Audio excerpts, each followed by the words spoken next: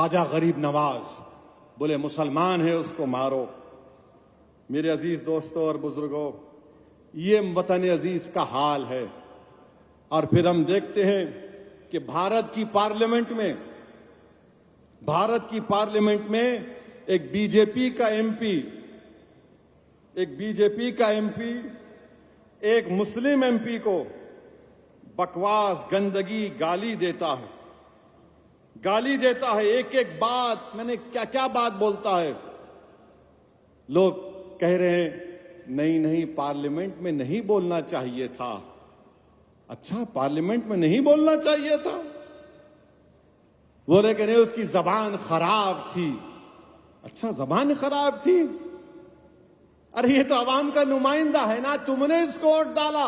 जब अवाम इतने लोगों को मार रही है, जुनैद नसीर को जला रही है, नूह में घरों को 300-350 घरों को बगैर कानून के ड्यू प्रोसेस को फॉलो किए घरों को तोड़ दिए, धर्म संसद में गालियां दी जाती हैं मुसलमानों को, रेप की धमकियां दी जाती हैं, तो ये तो तुम्हारा नुमाइंदा है।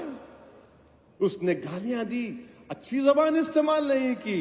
उस बीजेपी के एमपी ने, अरे वो तो गोडसे की बात कर रहा था, वो नाकाबिल कबूल है।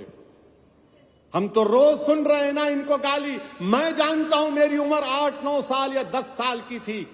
हमारा घर हैदरगुड़े में था, पुराना घर।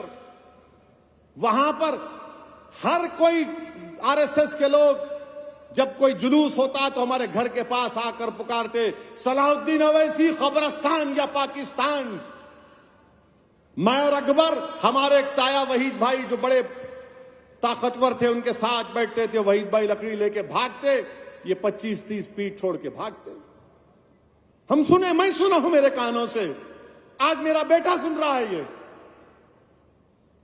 मैं ये समझा कि शायद मेरी जिंदगी में खत्म हो जाएगा, मगर मेरी औलाद सुनेगी, आप सुनेंगे, बच्चे सुन रहे हैं। याद रखो मेरी इस बात को, एक दिन आएगा जब भारत की पार्लियामेंट में किसी मुसलमान का मॉब लिंचिंग हो जाएगा। वो दिन दूर नहीं है, वो दिन दूर नहीं है। क्योंकि हिटलर की जब हुकूमत थी तो हिटलर की हुकूमत में लिखा जाता था, यहूदियों से बच के रहो, ये जर्मनी के लिए खतरा है। आज यहूदी लफ्ज को निकाल दो, मुसलमान लिख दो उस पर।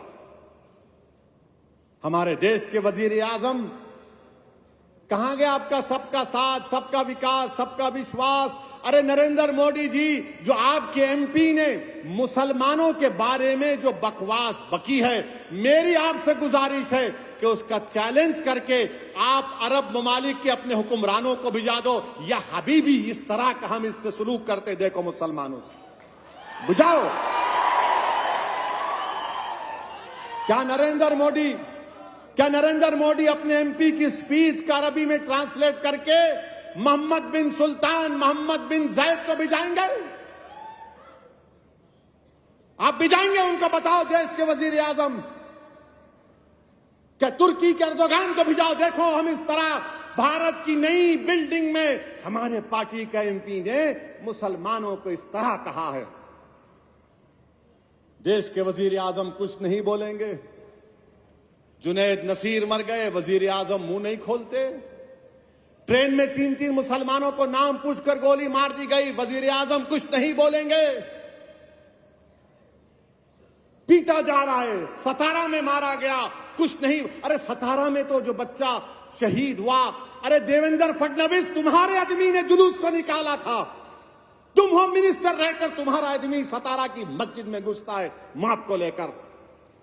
कैसे होम मिनिस्टर हो तुम देवेंद्र फडणवीस? मगर हमारे वजीर आजम ने इस मुल्क में एक माहौल को पैदा कर दिया कि नफरत करो और राज करो, नफरत करो वोट हासिल करो, नफरत करो सत्ता हासिल करो, इस्लाम को गाली दो, जीत जाओ इलेक्शन, इस्लाम को गाली दो और प्राइम मिनिस्टर, सीएम, मिनिस्टर बन जाओ, मुसलमानों को पीटो और इख्तिदार पर आ जाओ। अरे कब तक चलेगा नफरत? ये याद रखो, ये नफरत खत्म अगर नहीं हुआ ये जो आग लगा रहे नफरत की आग, याद रखो ये नफरत की आग में सब आ जाएंगे। हम मरने से कभी नहीं डरे, ना कभी डरेंगे इंशाअल्लाह ताला। हम अल्लाह के नाम पर जीते और अल्लाह के नाम पर मरने वालों का नाम मुसलमान है। मगर इस मुल्क का क्या होगा, इस देश का क्या होगा, जिसको हमने अपने खून पसीने से सींचा, जिसको अल्लामा फजल खैराबादी ने अपनी कुर्बानियों से आजाद किया। इस मुल्क को आजाद कराने के लिए हमारे उलमाए कराम ने जिहाद का फतवा दिया। मौलवी अलाउद्दीन, मौलवी इस्माइल काला पानी की सजा काटे, मगर आज देश की पार्लियामेंट में गाली दी जा रही है और बीजेपी से उसको नोटिस देती है, लव लेटर देती है। मैं पूछना चाहता हूं देश के प्रधानमंत्री, अगर यही बात कोई आपके बारे में करता तो क्या होता आज इस देश में? बोलो वजीर आजम, अगर कोई ये अनाप शनाप गंदगी आपके बारे में कोई बोल देता तो क्या करते आप? आपकी पार्टी के लोग बन मनाते, बोलने वाले के घर को जला देते।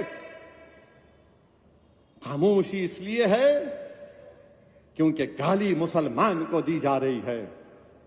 सन्नाटा इसलिए है क्योंकि मुसलमान मर रहा है।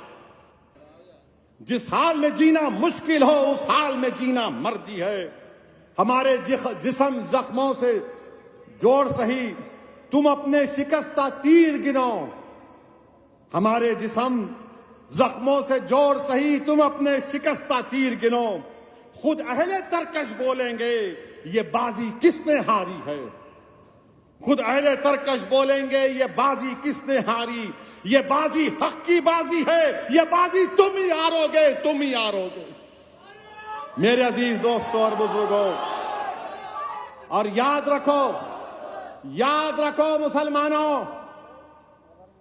याद रखो मेरे भारत के सेकुलर हिंदू लोगों, भाइयों और बहनों, याद रखो मेरे मुल्क के दलितों, आदिवासियों, जो नफरत को नहीं मानते, जो मोहब्बत को मानते हैं। आज आपको खड़े होना पड़ेगा। इस देश को बचाना है, इस मुल्क को बचाना है।